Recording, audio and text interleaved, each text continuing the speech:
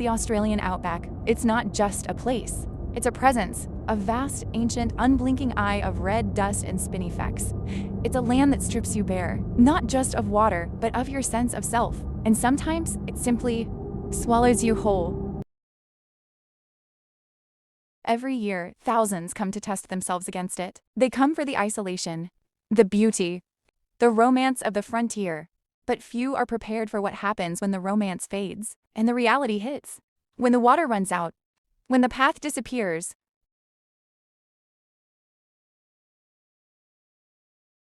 In the summer of 2026, a 28-year-old backpacker from the UK, James Taylor, set out on a solo trek through the MacDonnell Ranges, just west of Alice Springs. He was experienced, fit, and had enough supplies for a week. He told his mates he was going off-grid to clear his head. When he didn't check in, the alarm bells started ringing. The Rangers, led by Senior Ranger Dave O'Rourke, a man who knows this country like the back of his calloused hand, knew they were on the clock. In the Outback, the clock has a habit of stopping. The search was massive. Helicopters, drones, ground crews on quad bikes. They scanned the gorges, the creek beds, the dry salt pans. They covered over 5,000 square kilometers of some of the most unforgiving terrain on Earth, but they found nothing. No tent, no backpack. No body, just nothing. And then, just when the official search was about to be called off, a story emerged. Not from the search crews, but from an elder of the Arrernte people, the traditional owners of the land. "We don't go there after dark. The old people," they always said. "That place doesn't belong to us. It belongs to the Mamu, the spirits. They light fires to lead you off the path." James Taylor was a man of science. He had a GPS. He had a compass. He had maps. He didn't believe in spirits. But the reports from the area are consistent. For decades, hikers have reported the sensation of being watched, their instruments failing without reason, a sudden, oppressive silence that descends like a physical weight. There are places where the veil is thin, where the dreaming is still alive. He walked into a place he wasn't invited.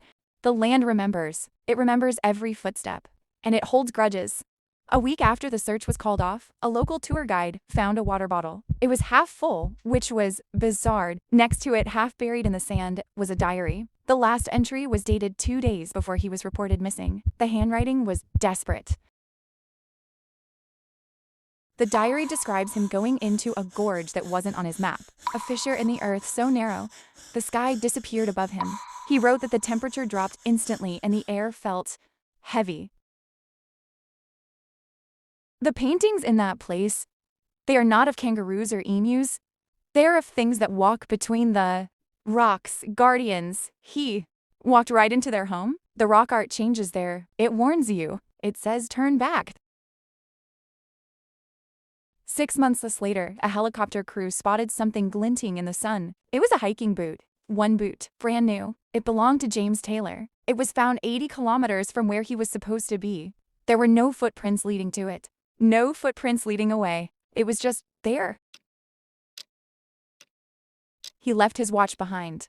A man doesn't leave his watch if he is in trouble. A man leaves his watch when he wants to forget the time, or when the time has stopped for him. As the dust settles on the official investigation, the experts are left with more questions than answers. No satellite phone activity. No emergency beacon. No body. How do you disappear without a trace? From the most surveilled landscape in the country? It doesn't add up. Look, logistically, he must have fallen into a fish shore. The geology here is riddled with sinkholes. A man could fall in and we would never find him. The magnetic fields? It's just iron ore. It plays tricks on your compass, sure, but it doesn't explain the watch. It doesn't explain the boot.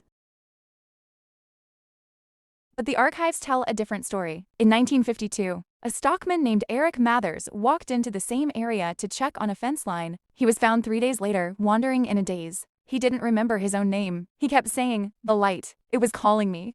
The song lines, they are not just stories. They are maps. And some of those lines, they are boundaries. They are fences for the spirits. He crossed the boundary. He didn't come back because he wasn't allowed to. Then there's the nature theory. A flash flood, a sudden, violent dust storm. The Outback can change its face in a matter of minutes. Maybe he was caught out. Maybe there was simply nothing left to find because the earth covered him. But the dogs don't lie. The dogs tracked his scent right to the mouth of the gorge. And then they just stopped. They lay down. They refused to go further. I've been a tracker for 20 years. I've never seen a dog act like that.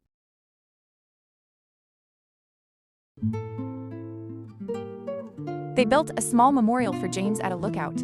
On the Arrernte Trail, his parents came out from the UK. They stood in the heat, they cried, and they went home. They never got to bury their son. They never got to say goodbye.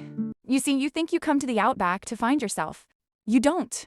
You come here to lose yourself, to leave the baggage behind. But James, he left the baggage, yes, but the land took the rest.